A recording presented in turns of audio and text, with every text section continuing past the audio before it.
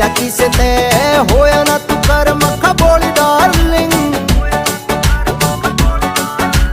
phone पर जाना गल देता धमकी बस वा सुहाई को न्या थारी नार ने ओ मखा बड़